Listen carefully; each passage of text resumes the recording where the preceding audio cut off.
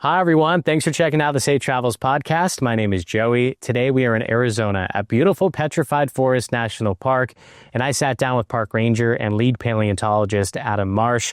Adam and I talked about why this national park is one of the meccas for paleontologists in all of the National Park Service. We also talked about the geology of this beautiful landscape, what we're looking at today, but also what we may have seen if we were here over 200 million years ago.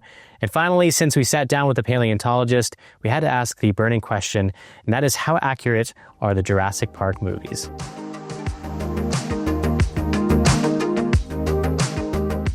Adam, you are a paleontologist, and we are at arguably the mecca for paleontology in the National Park Service, Petrified Forest National Park. Where did your journey begin with paleontology? I was one of those kids that just always wanted to be a paleontologist. I told my preschool teacher that. A lot of folks want to be rocket scientists or astronauts or cops or, doctors. And for some reason, I just latched on to big dead animals and now I work on small dead animals, ironically. But, through learning about paleontology, reading about it, meeting paleontologists, I was able to kind of shape that interest into a way to, use paleontology as a tool to help answer questions about learning about deep time and extinct and living animals. Were you really big into Legos or puzzles as a kid? Oh, yeah. Yeah, Lego. I mean, my poor parents still have a closet full of my brother and I Lego. I still make, plastic models and puzzles, not so much. I can't do puzzles a lot anymore because I think it's a little too close to, work. But yeah, I love putting stuff together, engineering solutions, using my hands to do things is one of the rewarding things about this job. You are a rare breed in today's society. We were talking off camera about how attention spans are only getting smaller due to technology. But as a paleontologist, you have to have such patience and dedicate so much time to one project. Have you always been that way, where you've been able to, focus on one item for a long period of time? Yes and no. It really depends on interests. I can't sit down and, watch 9 innings of a baseball game at once. I'll have to find something else to do. But if it's, sitting down with, a fossil under a microscope and I have a task of, I need to see this side of this fossil to see certain anatomy to figure out what, animal this belongs to, then I can sit there forever. Well, I'm honored to have you because you are the first paleontologist on this podcast, which is amazing. So let's start off with some basic definitions of what paleontology is. Mm-hmm. So paleontology is a study of past life. And so paleontologists use fossils and, of course, the rock record that those fossils are encapsulated in to answer questions. And as I mentioned, these can be questions about, how did the current landscape and the life on it evolve? Or, what happened in deep time where that's all we have as evidence is those fossils. Paleontologists use basically 3 types of fossils. Body fossils, which are things like bones and teeth, leaves, stems, and trace fossils, which are evidence of behavior. So things like footprints or fossil feces.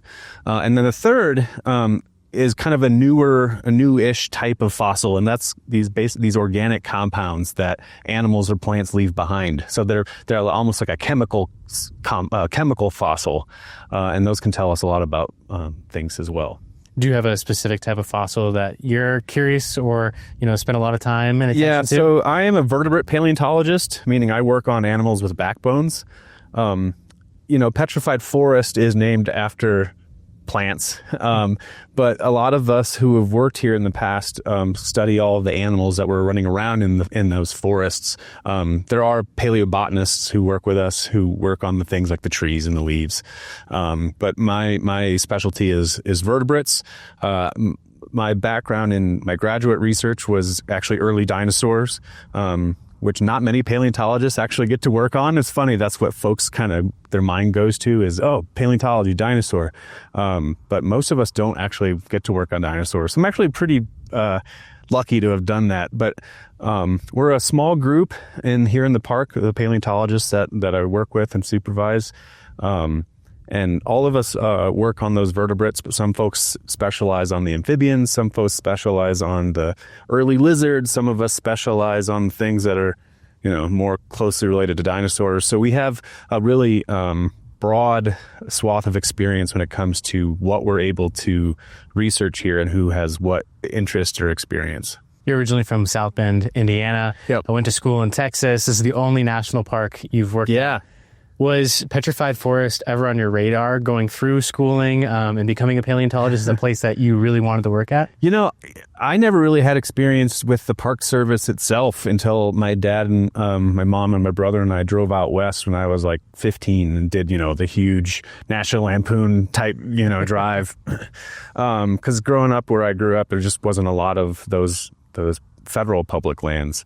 But this park was big on my map when I started grad school because I had friends and colleagues who had worked here previously who were at Austin.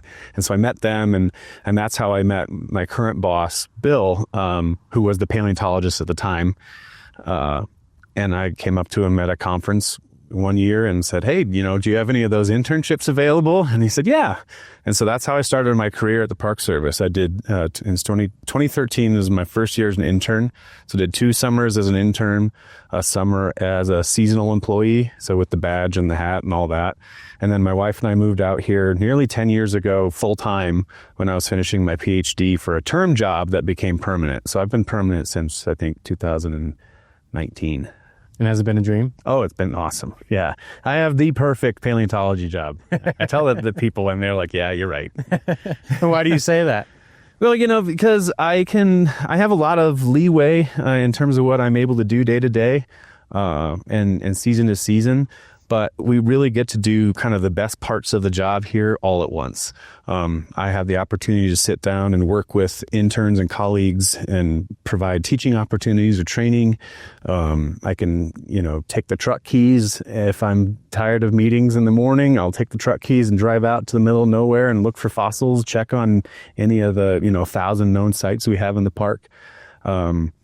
Get to, like I said, use my hands to dig things up, learn about them. We're a really kind of one very unique place where nearly entire process of looking for, collecting, preparing fossils, doing the research on them, curating them, and then providing outreach. We could do it all here in one package in a relatively short amount of time.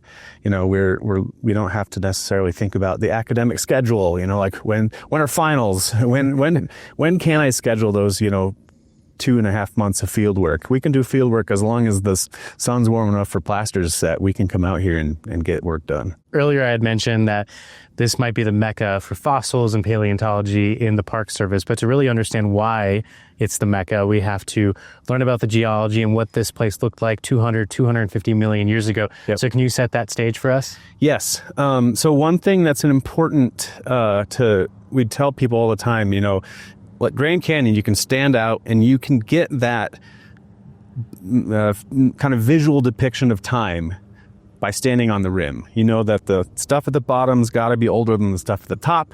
And oh my gosh, it's a mile deep. That's got to be a lot of time. There's not a similar place here that shows the entire duration of the late Triassic period.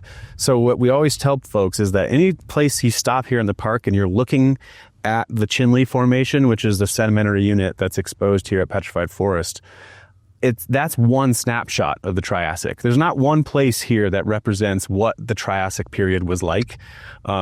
So to get an idea, the Chinle Formation, which behind me here, not including the black volcanic rocks, I'll talk about that in a second, but the pretty stuff behind me, the colorful stuff, is the Chinle Formation, named after the town of Chinle on the Navajo Nation, where it's spectacularly exposed.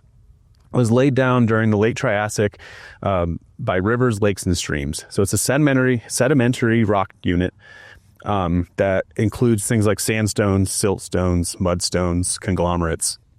And again, think of a low floodplain, very little relief, where you have these sinuous rivers that are incising over themselves, leaving behind ponds, sometimes drying up, sometimes flooding.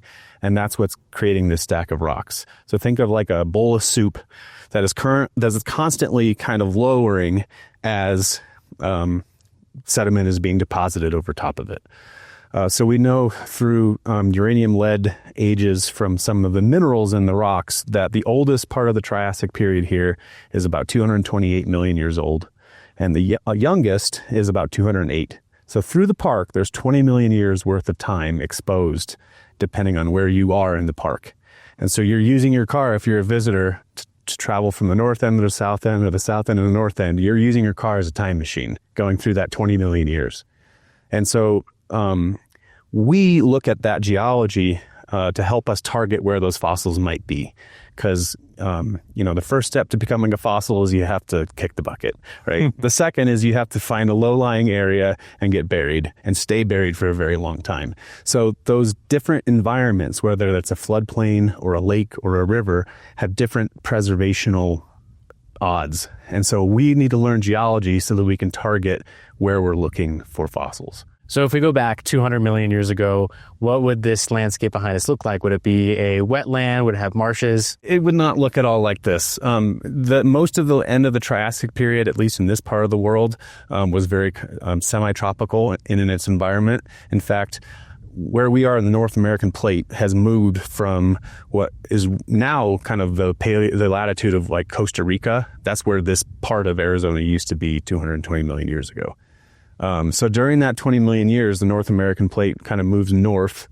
And what we see in the rock record is a change from that very, very wet system where you have these large scale, almost like Amazonian style rivers, to kind of a drier, less wet system of like braided seasonal streams. And we can see that through like stable isotope research. And we also see that reflected in the plants and animals that are in that stack of rocks. Going back to the namesake of this park, how does petrified wood help you determine what this environment was like? Good question. So the wood is entirely conifer wood. The age of these rocks predates the earliest fossils of angiosperms or flowering plants. So no palm trees, no grasses, no flowers, no oak leaves or anything like that. We're talking coniferous evergreen trees. But also things like cycads and ginkgos that now live in temperate to wet, warm environments. So the plants and the animals, again, kind of tell us that story of who's in the pond or the river, who's on the bank, and how are these things interacting with each other. You talked a bit about how fossils become fossils, kicking the bucket and then being buried for long periods of time. What kind of chemistry happens with sediment building up on top of the wood or these fossils to be able to preserve it for you to find today? That's a good question. So the wood and the fossil bones preserve in actually very different ways, but they're similarly linked, with one common theme being the silica in the sediment. So all those rivers, lakes, and streams were being filled with ash, volcanic ash from a volcano range that was rising up in what's now California and Nevada. And so those things are constantly throwing hot ash into the depositional basin. And that ash includes the mineral silica, which is quartz. It's the fancy word for quartz. And depending on the different oxidation reduction chemistry of the water, its pH, things like that, that quartz can get hypersaturated in the water. It will dissolve. And just like today, you have groundwater movement that'll interact with those buried dead animals and plants. In the case of wood, one molecule of lignin or wood tissue is replaced by one molecule of quartz or silicon dioxide. And that happens over about 10,000 year period. As long as that doesn't get, that log doesn't get, raised and start rotting, then, over time your wood becomes entirely quartz. Now, in the case of fossil bone, because the bone already has a hard part, that hard tissue, the bone tends to still be bone chemically here. So we've done analyses to show that the hard part of the bone is still the hydroxyapatite that your bones and my bones are made out of, and the Triassic reptiles made their bones out of the same thing. But instead of one-to-one replacing that bone, it's all the tiny pore spaces where nerves, blood vessels, blood cells, things that were inside that bone, that's what that silica is actually filling in. So in the case of the wood, we get a fossilization process called replacement. And in the case of the bones and the teeth, it's called permineralization. So petrified is just kind of an overall term for fossilized. It could mean any number of kind of fossilization process. So to be honest, if we were to be named after the most abundant fossil in the park, we would be Petrified Mussel National Park, because the bivalve mussels vastly outnumber any kind of plants or animals when you go out and walk along the surface. But well, I do want to ask you in a little bit what your favorite discoveries have been in this park, mussels or bones.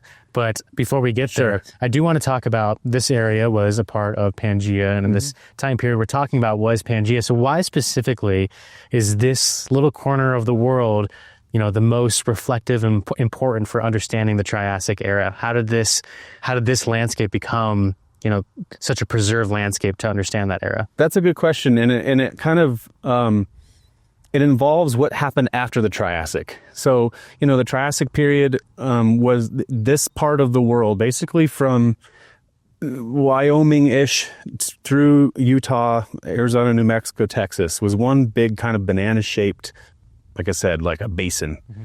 And that filled up fairly straightforward in terms of one on top of the other on top of the other, and very little earthquakes or tectonics or faulting happened during that period. So you basically get a cake, right?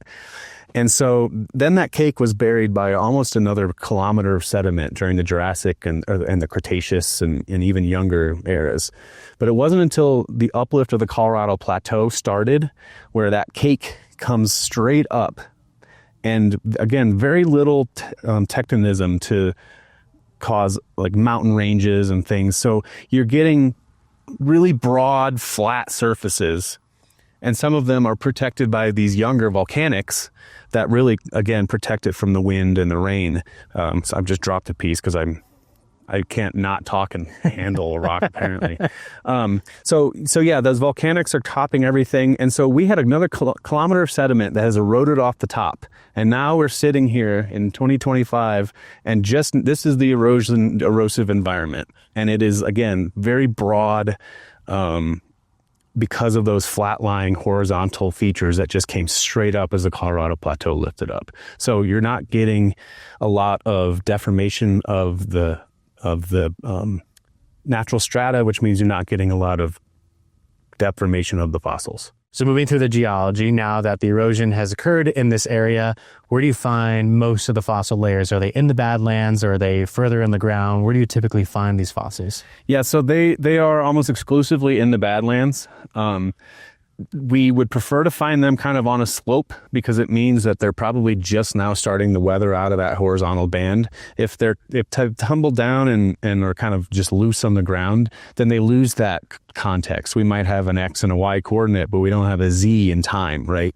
So we're really trying to beat the rains. We're 220,000 acres or something like that. And every time it rains, we're resetting the park almost. There are certain areas in the park that erode almost a centimeter a year, which you wouldn't think is a lot. I actually have a tattoo. So this is a centimeter. This is a scale bar because I always forget it. So, this much doesn't seem like a lot, but when you're talking about bones over an area the size of the city of Chicago, our job is to try to figure out where those highly erosive slopes are, and catch the fossil before it erodes out. Now we're going to lose stuff. I'm one person, when my crew is here, I might have a seasonal and 2 interns. So we understand that there will be natural erosion. However, it's important that some of those things do remain on the landscape so that folks can enjoy them in their natural environment. So our job is to go out, identify fossils in the field, determine if they're scientifically significant, and then if they are, by policy, we're required to either stabilize them or collect them. And places like Dinosaur National Monument, they built a building around their quarry, but they have large dinosaurs, right? We can't build a building around every fossil that we find out here.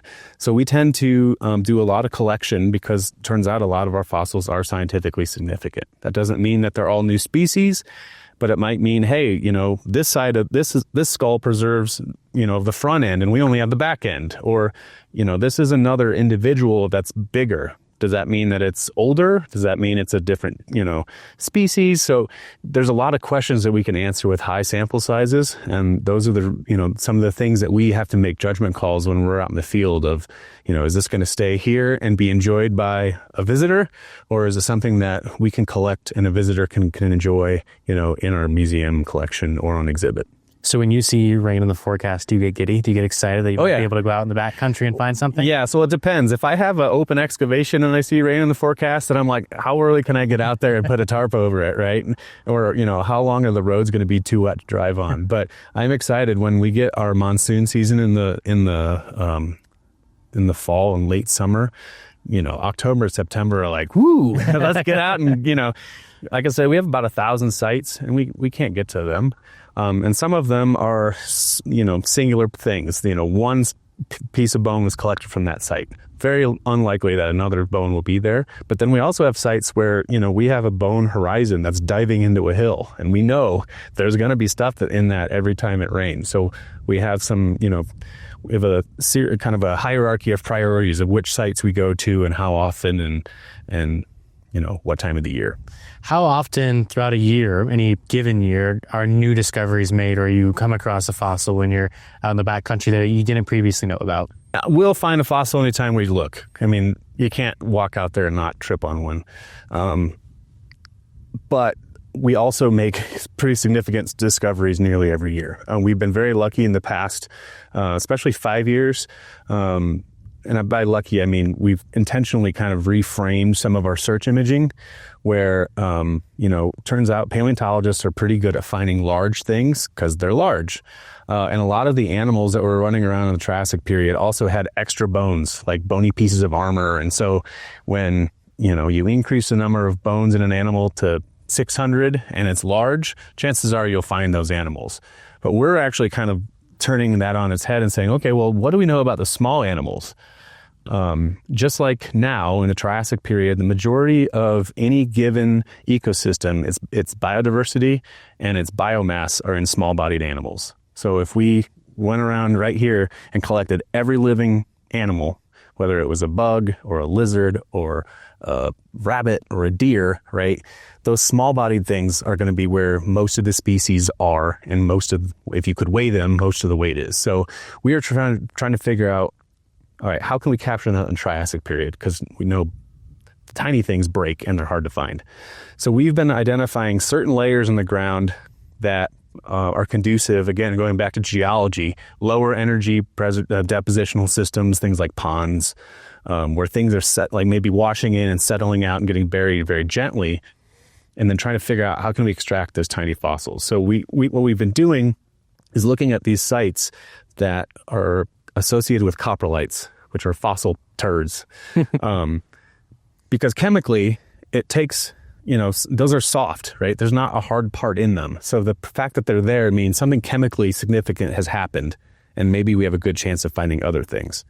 And it turns out that's the case. So we're finding tiny, tiny little like lizard jaws associated with that. Whether we're doing it, with hand tools, that's great. But what we've actually been doing is just taking 5 pounds of just in situ fossiliferous rock and taking it back to the lab, putting it in a 5-gallon bucket, soaking it in water, and then running that through like 0.5 millimeter screens, and then going under the microscope and saying fish scale, fish scale, fish scale, reptile tooth, lizard jaw. And so we want one site that we're working on right now. We've collected about 4,500 pounds of matrix, and over about 3 years have now found like 7,000 individually cataloged objects. And some of these things are the earliest lizards or lizard relatives of their kind in the world. Some of them are some of the earliest Sicilian fossil, which is one of the types of modern animals that nobody's ever heard of, but it's actually with frogs, toads, salamanders, and newts. One is one of our modern amphibians. It's a legless amphibian group. So this is the oldest Sicilian in the fossil record. So we're capturing all this biodiversity that we would not have ever known if we were just out looking for, phytosaur heads. That is so fascinating. So do you surmise that the rocks underneath us right now, if we went and scooped it and brought it to your laboratory and sifted through, we might find even fossils in what's right in front of us? Not this. So this is a volcanic rock. It's a basalt. So this is a volcanic rock similar to what's erupting at Kilauea right now, actually. And so this cooled and created this lava cap on this mesa about 8 to 10 million years ago. So significantly after the Triassic. But literally about, I don't know, 10 meters below us is a Triassic Chinle Formation unit that was sampled in this way, actually relatively recently by a postdoc at the Smithsonian who used to work here with me. We started as interns. He became a seasonal. He got his PhD, and now he's a postdoc at the Smithsonian. So we've been using these things literally, again, about 10 meters below us at a similar horizon, and he found one of the first flying reptiles called a pterosaur from North America. Never would have found that. It's the first turtle material that we have from the park. Some of the earliest turtles in North America from that spot. Again, it's literally that same layer is 10 meters below where we're sitting. That's amazing. Yeah. We set the scene a little bit with the geology and what this landscape looked like 200 million years ago, but what would have been flying and walking around in this region at that time? Yeah, so the major group of animals that were alive during the end of the Triassic belonged to a group called the archosaurs, which means ruling reptiles. And our modern archosaur groups are crocodilians and birds. So they have all of these extinct cousins, right, during the Triassic period that we find here in the park. The bird-flavored archosaurs are things like dinosaurs, because all birds are dinosaurs.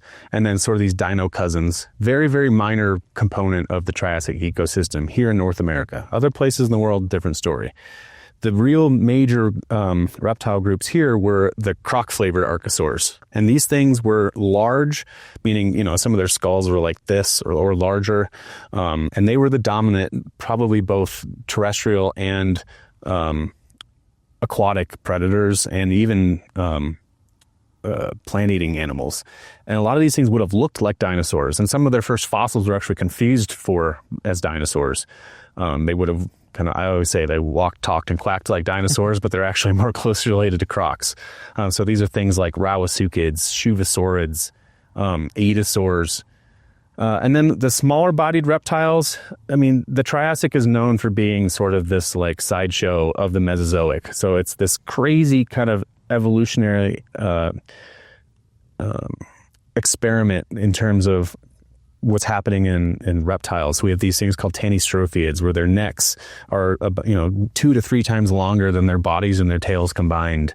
Animals called trypanosaurs, which if you saw one in a tree would have looked like a cross between like a chameleon and a monkey. Just really bizarre animals that are just trying everything out ecologically. In the rivers and lakes and things, we have kind of these large Volkswagen bug-sized amphibians called metoposaurs. Not at all related to any modern amphibian groups, but they would have looked like a large salamander. We have freshwater sharks, and freshwater coelacanths, and lungfish that were in our aquatic systems. And now we do know that we do have flying reptiles called pterosaurs. One of the things that we are always on the lookout for are insects. They don't have any bones, so they don't get preserved very easily. But we do have some like beetle wing casings that we have found recently. We have evidence of potentially bees or beetle larvae in some of the logs, where they're hatching or feeding. And I know it's not an insect, but it's an arthropod. We actually have the oldest crayfish in the world is from Petrified Forest and it's really cool fossil. It's my favorite fossil in the collections. When you see, an animal like the pronghorn, which is alive today in this national park, they're a byproduct of evolution. They have incredible evolutionary traits, the fastest land mammal in North America, to outrun a species that is now extinct. Do you geek out when you see a living animal like the pronghorn? Because you can see, live evolution right in front of you. Yeah, it's really cool to see the wildlife out here because there's not a lot of it out during the day. And so that's just another, one of these adaptations of just living in what Arizona looks like now and how different it was back when the animals that I work on were alive. But, we are looking at sort of the originations of what we would consider the modern fauna in the Triassic period. So our earliest frogs, our earliest salamanders, our earliest lizards and things. And so when I see, a lizard, it's like, oh my God, last week I found 20 little jaws of your cousin that's 220 million years older than you. And what I really love is going to some of the wood deposits and seeing, like the flowers or junipers growing up through petrified wood. It's just that this persistence, but irony too of uniformitarianism. It's the whatever Ian Malcolm says, in Jurassic Park, life finds a way, right? And that's it's just one of those things. Is sometimes you have to step back and you realize you have to remind yourself, this is a really cool place. What I get to do is awesome. It really is. I always like to frame things in a perspective we're living on a floating space rock, and sometimes things don't make sense, but at the same time, everything makes sense. And yeah, exactly. It's a really special place that we all get to experience and live together. And the reason I asked that last question is because you brought up unique and random organisms that could be living in trees, like a monkey hybrid and stuff. And it's crazy to think how far life has come in terms of adapting to different threats as the world evolves. Has that been an area of study that you've found interesting through paleontology, is kind of this adaptation through geology and ecology to modern day, civilization and life? Civilization, not so much, because I don't dabble much in us bipedal forms, but one of the things that makes the Triassic unique among other kind of time intervals, and when you look at deep time, is that it was bracketed by two of the mass extinctions that we know of that's happened on our planet. So at the end of the Permian, things, took it on the chin. The end of the Triassic, things took it on the chin. So you're really able to look at, okay, who survived and maybe why? And then the evolution of those groups through the Triassic period. And then, bam, here's another biotic event, maybe forced by, in the case of the Triassic period, basically the unzipping of Pangaea causes all this volcanism that causes really rapid change in things like atmospheric CO2 and sulfur dioxide. But, you're able to see kind of the delete, the reset, and playing through time, and then there's another delete. And so that's what I think one real power that paleontologists have is looking at how do plants and animals survive or not just as individuals or populations, but as, evolutionary lineages. That's interesting. So the delete button here in this area was the unzipping of Pangaea, as you described? Yeah, so that's the end of the Triassic. So the North Atlantic Ocean just basically starts coming apart like a zipper. And so you get massive emplacements of volcanics, things like the Palisades sills and stuff on the east coast of the United States.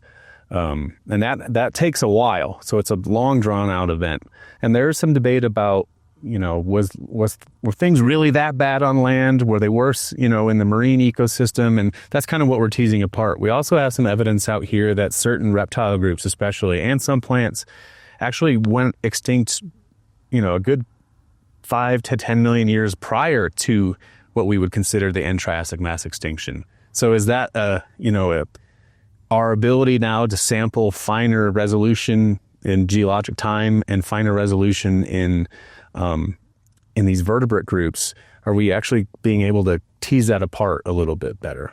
You mentioned, seeing reptiles and saying that you've, found their distant cousins in studies that you've done. Is there a specific group that is in this park today that you've learned a lot about through the fossils that you found here that you're particularly fond of? I'm a equal opportunity lover. Like I said, I was fortunate enough to kind of start my career working on early dinosaurs, so I always have a soft spot for that, particularly because they're relatively rare here in the park, as opposed to, go to Argentina, or you go to Germany, or you go to South Africa or China. They're lousy with Triassic dinosaurs. We really only have two flavors, Coelophysis and Chindosaurus. So some of those questions are really interesting to me. But to be honest, I'm just interested in whatever I'm helping somebody do, whether it's my interns or my seasonals. Everybody kind of gets an independent research project, and I try to guide them towards, question-based rather than, species-based kinds of projects. So we're really, again, using certain types of groups to help answer specific questions. Earlier in the podcast, you said that all birds are dinosaurs. Why is that? So all birds evolved from a certain common ancestor that happened to be a dinosaur. So your dinosaurs that folks are familiar with belong to three major groups. So the ornithischian dinosaurs, which are things like duckbills and triceratops and stegosaurs and ankylosaurs, and then your saurischians. And the two flavors of saurischians are sauropods or sauropodomorphs. So these are the long-necked friends. And then your theropods, which are the meat-eating, So that's T-Rex and Allosaurus. I'm just trying to think of things folks are familiar with, Velociraptor. And so birds belong to a type of theropod dinosaur, or a group of theropod dinosaurs that likely evolved just prior to the mass extinction at the end of the Cretaceous, but really flourished afterwards. Do you have a particular flavor of dinosaur that you have fallen in love with or that you enjoy or want to learn more about? Yeah, hummingbirds. They're so awesome. They're the angriest little dinosaurs. Have you ever seen a hummingbird like fend off its, territory at a hummingbird feeder? You're like, man, that is a little dinosaur. I like fried chicken, a lot. No. Like I said, the two kinds of dinosaurs we have here at the park are Coelophysis and Chindisaurus. Chindisaurus probably belongs to one of the earliest diverging groups of dinosaurs, and Coelophysis belongs to something a little bit more evolutionarily derived.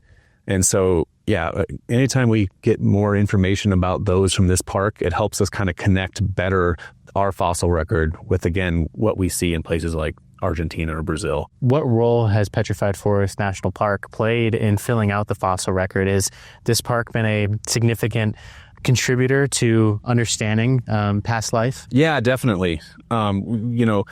We are one of the very few places where this land was specifically set aside for research and enjoyment of Triassic life. There's other places that I can think of, places in Italy and places in China. We have a sister park, actually, two sister parks in Argentina where they have a similar story. But those places don't necessarily have the same staff and mission, equipment, facilities that we do, where again, we have colleagues and partners that we can reach out to and in some ways rely on for certain things, but we are really an in-house paleontology machine. What are some of the big discoveries that this park has made and has been published out to the world?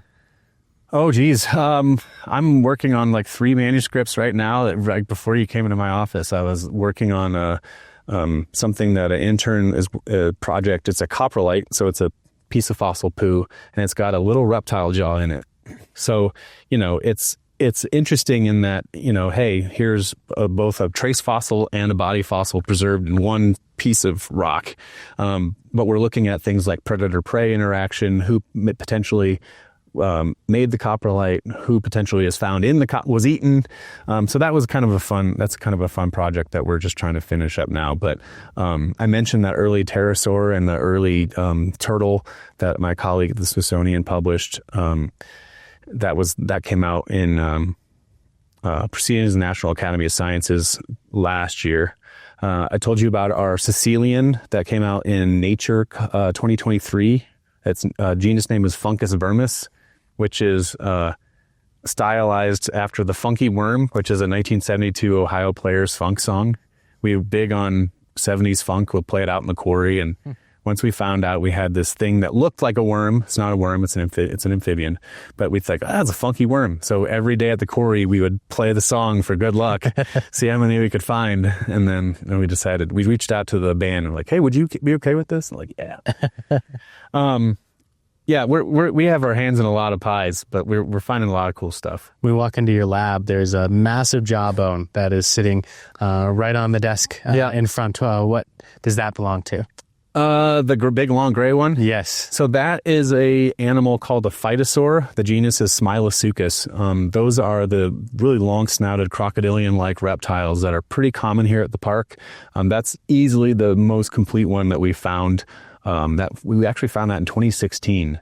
Intern of mine found the back end of the skull, and so we were like, "Oh, I think that's a phytosaur." So it might be on its right side. And so the ground was really, really hard. So we didn't want to spend a lot of extra time digging unnecessary holes. So we're like, okay, so phytosaur skulls are basically big triangles. So here's where the end of the snout should be. So we kind of made a guess and then dug towards that and whoop, hit the end of the snout. Did the same thing for the top of the skull. And then we spent the next basically 3 weeks hand trenching with chisels and hammers around the skull. We got to where the neck would be and figured out the neck was actually attached. So that 3 weeks became another 3 or 4 weeks, and we basically excavated a hot tub size hole in the ground where it was the skull and the lower jaws attached with the neck, and then a bunch of the rest of the back end of the skeleton. So it's really nice because a lot of what we think we know about phytosaur evolutionary relationships has to do with some of the anatomy of the skull. But now we have some of the back end of the animal, and we're able to start talking about potential sources of variation in anatomy of the back end. If we find, an isolated long bone or, arm bone, can we use that to tell species apart, or do we still have to stick with using the skull? That's so interesting. When you find a phytosaur or other animals, you had mentioned that you're able to find little tiny bones and fossilized fecal matter. Yeah. Are you able to determine the ecology of this area? What animals worked collaboratively with each other or predator-prey dynamics? Behavior in the fossil record is really tough if you only have pieces of their bones. Unless you got one end of an animal going down the gullet end of another one, it's really difficult. There are ways to look at things like stable isotopes in tooth enamel to hypothesize on diet or maybe diet type, plants versus animals versus omnivorous. That's being more and more used for that kind of stuff. Trace fossils, they can show you behavior. But they're very infrequently they're more infrequently found here as opposed to things like bones and teeth. I'm enamored with your job, and I'm enamored with your passion for your job. So if you could, can you take us through, a day in the life of a paleontologist here when it comes to, let's assume that you found a discovery. So what does the rest of your day look like after that? Yeah. So I'll use one day in July this year for an example. We had found I'll rewind to May. So in May, we had a group from Baylor out, actually just around the corner, about 8 miles that way. We had a group of Baylor out. There was a grad student who's looking to do a master's study on the relationship of some of these types of depositional environments in the Chimney Formation. So we brought him out to a site where we thought this could be a good spot for her project. And in doing so, the rest of her class was kind of wandering around, and they were like, hey, is this bone, And I looked at it, I'm like, yeah, it is bone. And it came from a spot where, I'd looked in the past. But again, it's one of those things where the right rainstorm happened at the right time to just erode this stuff out. So, I had some special glue with me, and I put it on the top of it, and I covered it with a plastic bag and kind of buried it, and I'll come back. We were doing other things. I'll come back and check this out later. So fast forward to July, my seasonal and I, we start our day about 8, grab the truck keys and fill up your water bottle. We drove out to the closest part off the 2-track we could get to. It's about a 1.5 mile hike down into the Badlands. And basically we spent the morning just with really fine brushes and hand tools, almost like dental tools, trying to uncover this, because the surface was really powdery, but you can tell there's like intact bone under it. And I had poured nearly a whole jar of glue on it. So parts of it were hard and parts of it weren't. So we kind of working our way really delicately, adding glue here, adding glue there. And then we realized that there were teeth coming out in a line. And we're like, are we upside down? What is this? And we realized it was the maxilla, or the bitey part of an animal called a rauisuchid. And these are the large-bodied, kind of croc-flavored reptiles that would have looked like a T-Rex back in the Triassic. Big skulls, huge kind of banana-shaped teeth. And so we were really excited because these are relatively uncommon in the Chimney Formation. Actually, they're relatively uncommon in North America from the Triassic at all. And so we're like, great, we have a maxilla of a rauisuchid. And we spent then the next day uncovering what was, I think, the whole skull of one of these things. And the whole time we were like, oh my God, this is so cool. Like this is really significant. So, we hiked out that day after putting a bunch of glue on it, putting a tarp over it, keeping all of our shovels and stuff so that the wind didn't blow the tarp off, checking the weather, and then the next day we go out and you basically end up making a kind of a mushroom around the bone. You want to keep as much of that rock around it as possible because it's been supporting it, in this case, for 212 million years, and it's going to do a good job of that until you can get it to the lab. So the whole block was about like this. You kind of make these steep sides, and then we have, it's like you either use burlap or air conditioning foam. You soak it in plaster, and after putting some like separator, like toilet paper down so that it doesn't stick to the bone, you kind of conform that to the top of that block. You do that, and now over the course of several days, you undercut it to kind of make that mushroom shape. You get strips underneath it. You have to flip the thing. In this case, it weighed probably 400 pounds. And it was just my seasonal and I with like pry bars, But at this point, you've created enough talus down the slope that it can just kind of fall onto a gentle slope. Then you thin it out. You take as much rock off kind of what used to be the bottom as you can until you start seeing bone, then you stop. And then cap it. And in this case, we put these 2x4s underneath it. And so that took about 2 weeks. And then we needed help taking the thing out. And it's in a very remote spot. And so, you're on Google Earth trying to figure out, do we haul this thing uphill or do we kind of lower it downhill? So we had nearly the entire resource department helping us. We put it on one of those, rescue boards, like a backboard, strapped it and just dragged it for about a mile through the Badlands to where we could drive a UTV up and put it into the truck. And then you go back up, you fill your hole back in, you rake out your tracks, and you bring it back to the lab. And now it's sitting in the lab, and the preparators have taken a lot of the rock out, and it is most of a rauisuchid skull. So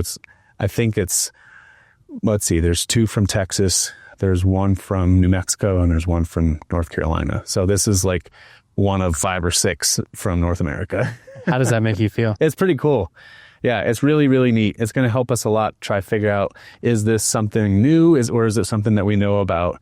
Because it's from a slightly different geologic unit, in time than the others. So, it could be new.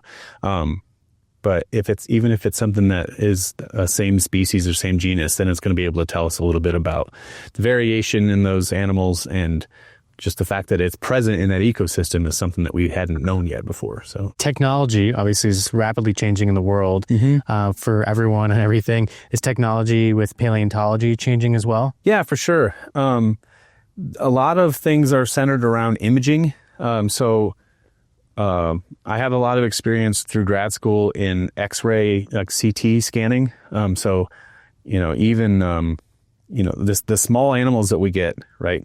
They're tiny. They're really, really hard to see. And they're even harder to like manipulate under a microscope to see the anatomy that you need to see without breaking them or, squeezing the tweezers too tight and sending them into space. So we actually take some of our tiny little fossils to Sandia National Labs and they CT scan them. And so we're able to like 3D print them, at 20 times life size and actually see a lot more anatomy. So you can do that with X-ray beams or even like neutron beams. In the case of this rauisuchid skull that I was telling you, in the field, I used an app on my phone and took about 80 photographs of the thing at different angles, and then was able to 3D print that with that top jacket on so that the fossil preparators know where they can look at my photographs and they can look at that 3D model and know where the bone was. Wow. So it helps also just guide the process too. And then we have stuff that's still in their plaster jackets and we're like, well, maybe it was collected by another group or maybe it was collected, 30 years ago. You don't know what's in it. We can take it to the hospital and get a CT scan and say, oh yeah, that's what's in that jacket, and that helps us too, just figuring out, where to put the knife when you're literally trying to open the thing up. That's amazing. Yeah, because I would assume with many of these things, there's a chance that you only have one opportunity to survey it, right? So if you cut into it or damage it, that's potentially it. Yeah. So we really do mitigate as much as we can the loss of any potential information or data. So what's the balance between digging out a fossil out of the Badlands, but also protecting the current modern day ecosystem that exists out there? Good question. A lot of us are cross-trained in either archaeology or biology, so we know, when we're walking out to a site, what cryptobiotic soil looks like, like stay away from that area.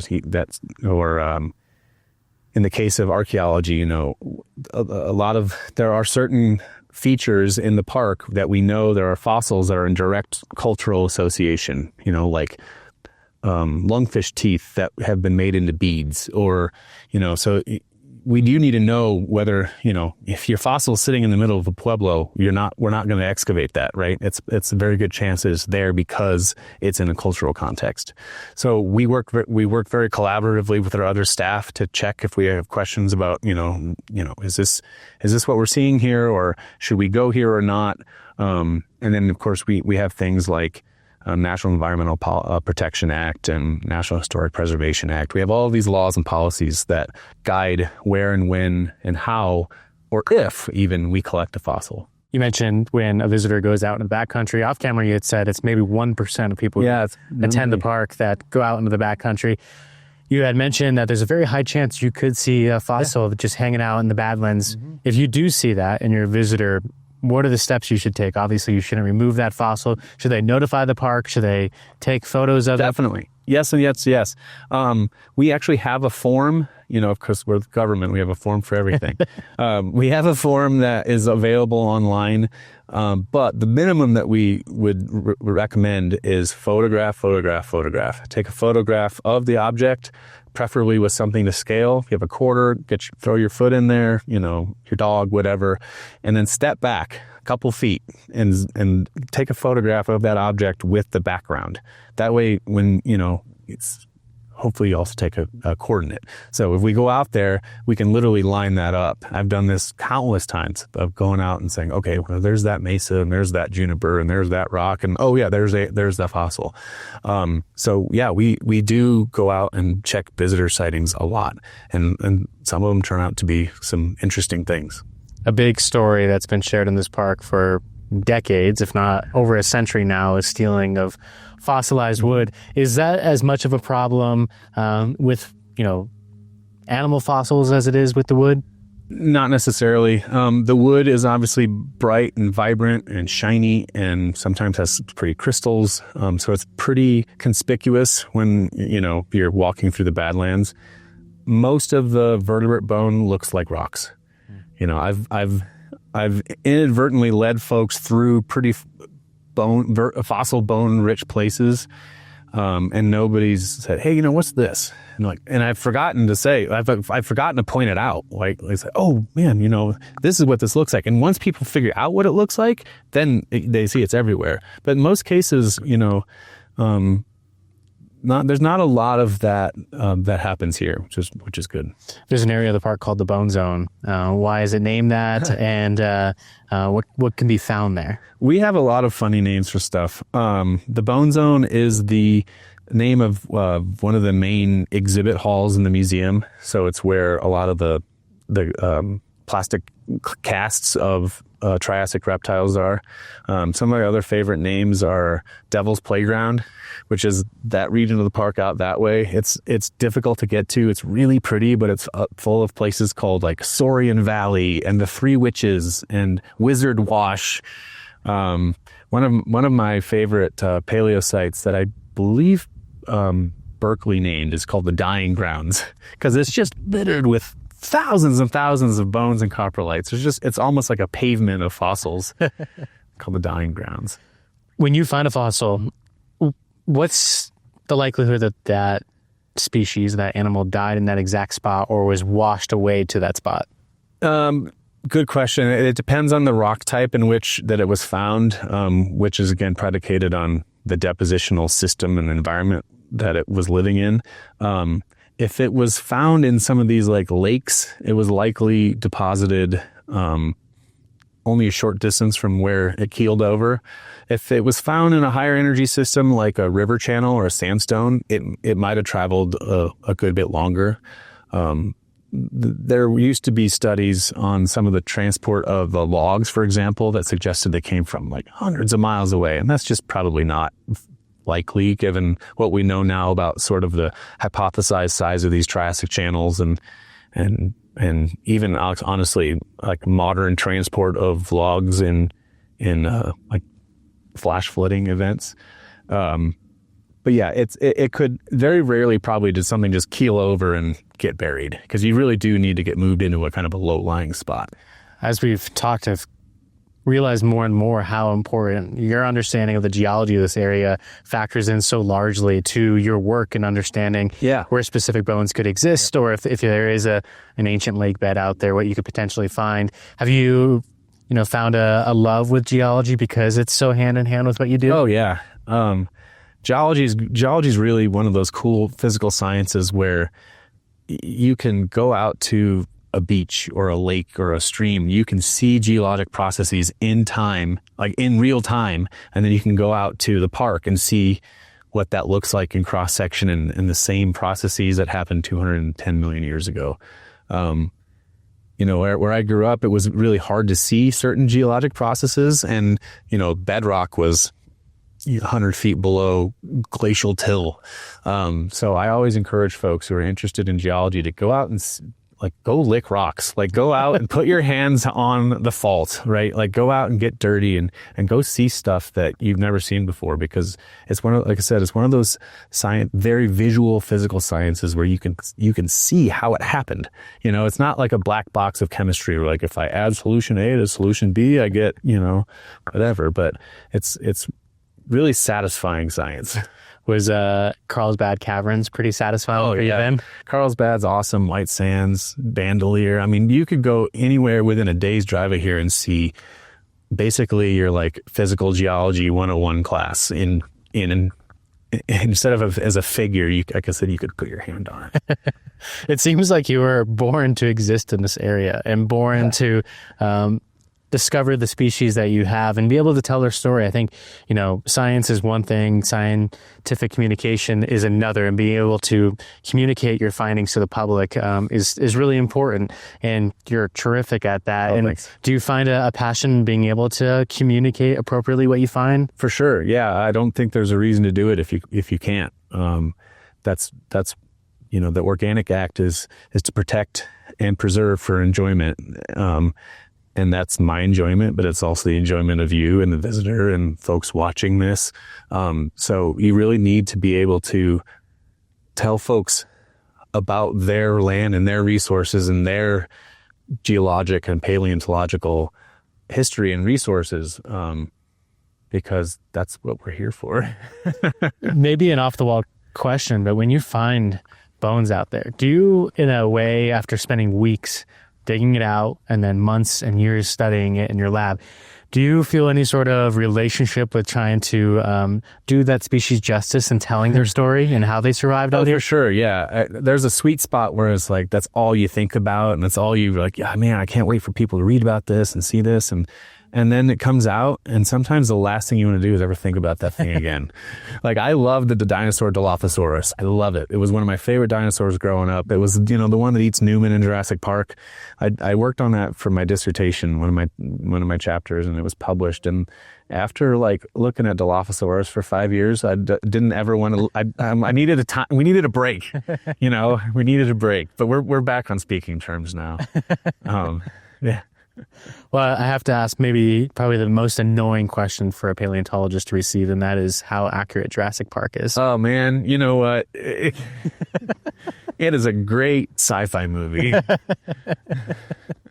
And, I always remind folks it's not a documentary. But it's good entertainment. Exactly. And maybe, good motivation for you to go and find one of those massive T-Rexes out there. Jurassic Park, it is without a doubt, Jurassic Park inspired paleontologists and continues to inspire future paleontologists. And for that, I don't have any problem with it. What would be your elevator pitch to somebody that's listening and potentially curious about getting into paleontology? What would you say to them to push them over that finish line? That's a good question. You know, it's not even restricted to paleontology. Just follow what you're passionate about. Paleontology can be a difficult thing to figure out what your niche is. There's not a lot of jobs, and the jobs that do exist, you know, you're not going to get rich doing it. Very, very rarely. But that doesn't matter. You know, we always joke in the Park Service about, oh, we get paid in sunsets.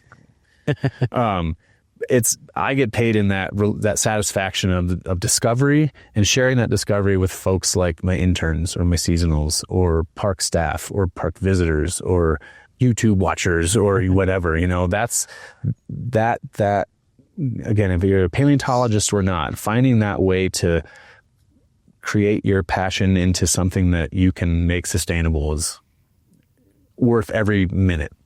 I think you've done an excellent job displaying what paleontology is, but also displaying what this national park is actually about. Because I think when people come here, they hear petrified forest, they hear forest, and they expect to see these giant standing trees that might be fossilized. Yeah. If you were to tell somebody that is expecting that when they come to Petrified Forest, what would you tell them this park is actually about? Man, you have good questions. I feel like I'm on Hot Ones. This park is actually about learning about the Triassic and bringing that forward. So the petrified wood, the fossilized bones, all of those things are cohesive in the story of what is Triassic Park instead of Jurassic Park, right? But I also think it's really important to emphasize that it's not just a paleontological park, as you've encountered with the rest of our staff. You know, there's 13,000 years of human habitation here. There's, you know, unparalleled short grassland ecosystems and plant and wildlife interactions that happen almost nowhere but in this area. And so, you know, I always tell people, if there's one thing you're going to do at Petrified Forest is spend more than 40 minutes driving through the park. You know, get out and see something that you've never seen before, because it's not hard. I like that framework of enjoying what this ecosystem is now, because the shortgrass prairie is endangered, and it is a special environment and ecosystem to be able to enjoy and process. But from a paleontologist perspective, do you think it's equally as important to go out and sit in those badlands and imagine what this place was like 200 million years ago? For sure. Yeah. I mean, national parks are supposed to inspire, you know, awe and wonder and curiosity it's a fun mental exercise, because what the Triassic period looked like 220 million years ago does not at all look like what it does now. So it's a fun way to kind of hurt your brain. Absolutely. Well, this has been a really amazing and special conversation to have, but I want to give you the floor if there's any final words you want to leave the listeners with before we part ways on this episode. Not really. If anybody wants to reach out and get more information on some of our discoveries, I'm happy to send, you know, PDFs of some of our, you know, peer-reviewed journals, articles. We try to publish in open access as much as we can so that they are accessible, but I'm happy to email anybody. It's adam_marsh@nps.gov. Adam, your work is really remarkable and special, and I think you change people's lives when they come to this park and are able to learn about the Triassic period because of your work. And I love the stories that you're able to tell because of the incredible species that previously exist in this ecosystem. So thank you for everything that you do. Thanks for the opportunity. Thanks for checking out this edition of the Safe Travels podcast. I really hope you enjoyed it. Adam's work here at Petrified Forest is remarkable, and I really hope you have the opportunity to come out here and explore this beautiful national park. So if you like this type of content, it means a whole lot to me if you followed or subscribed on whichever platform you're watching or listening on, as it really does help out our podcast. And until next time, safe travels.